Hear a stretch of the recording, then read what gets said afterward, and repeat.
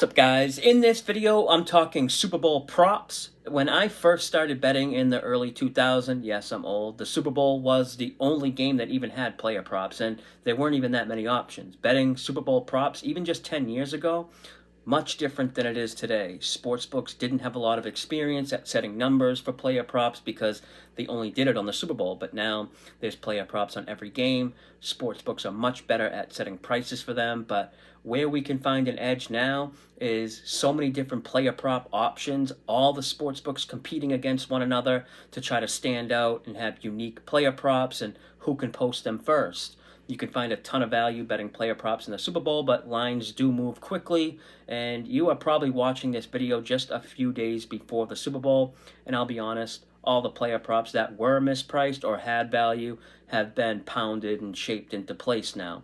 I'm going to give some props that I think have value still at the current numbers, and when we look at each team from a player prop perspective, the Eagles players are much more predictable than KC. It's the same core group of guys for each game for Philly. It's much more condensed. KC players have been tough to kind of pin a projection on unless you have a really good idea about what the game plan will be. Production of KC skill players can drastically change week to week. You can almost just throw a dart at any KC skill player and have a better chance at predicting who's going to get the most usage. Which wide receiver will get targeted or which running back on the Chiefs will get the workload is tricky.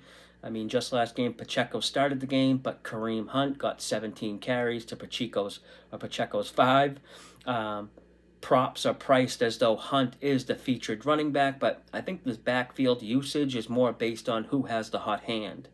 I think there's some correlation with betting Hunt or Pacheco over first quarter rushing yards, and then over attempts as well, because whoever gets hot early will likely get the bulk of the workload for the rest of the game. So that's something I'm looking at. It's not an official prop for this one, but normally on the Super Bowl, I could have 30 to 50 different prop bets, but for some reason this year there's a lot of disagreement on props. I have access to bets made by several pro betting groups and people's opinions that I respect that are way smarter than me. I have access to their bets and different arrangements I have. A lot of them on the opposite side of a lot of props I had circled or were looking to bet, especially a lot of the game props and defensive props. One example, Kansas City's linebacker, Leo Chenal. I was looking at his over tackles. He's the Chiefs' best run-stopping linebacker, and think the Eagles' run game would focus on avoiding Chris Jones, and this would kind of funnel run plays to Leo Chenal's side. But his unders have been getting bet by a lot of sharps. I respect him. I think it's because they expect his snap count to actually be low, with Philly going with a more 3 wide receiver set. Chenal isn't an every down linebacker. He's great against the run, but they remove him on passing downs. And that's just one example, but there's a bunch of examples like that where I like a prop, but there's conflicting angle against it. And as of this recording, I actually only have about 20 player props. That's not including all the entertainment props or halftime props I have. I have a lot of those. I'll do pretty good if Lil Wayne just doesn't show up, because I have a lot of his nose and unders.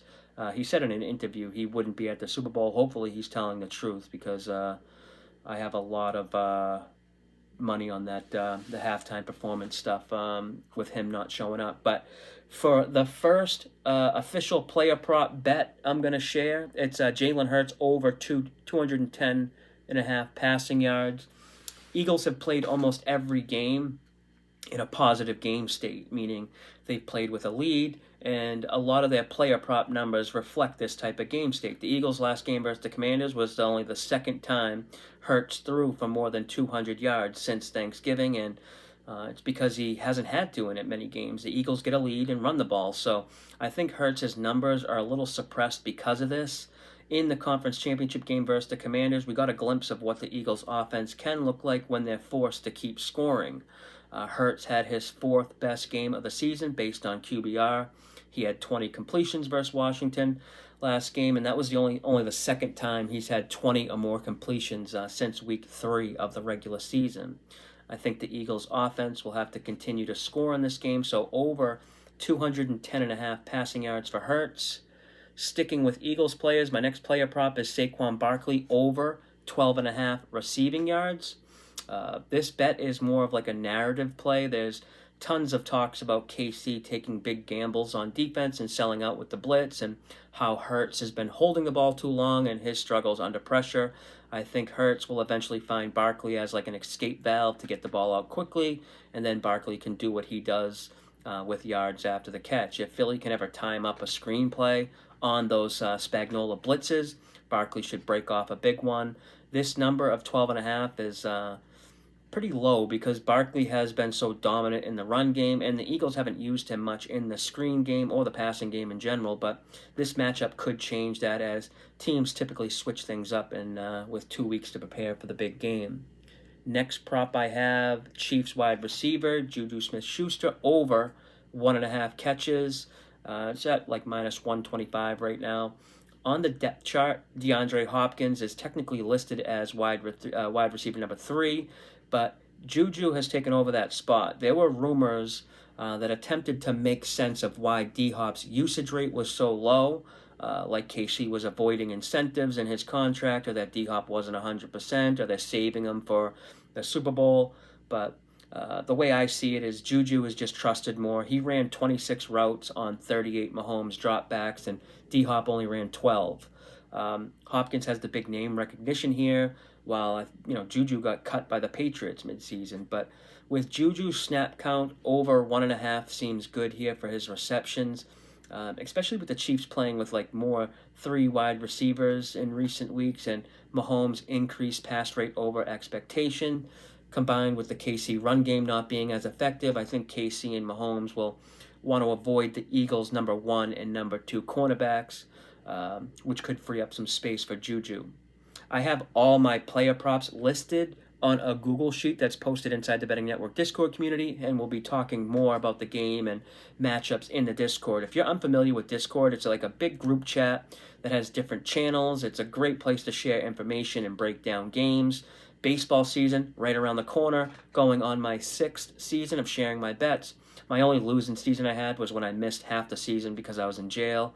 But I did get over the 100-unit mark total last season and look to continue that this season. The invite link to join the Discord is in the description below this video. You can join for free, but you'll have limited access. But for full access to all the channels, betting lessons, betting tools and features, you can become a pro member. I charge $50 for 60 days of access.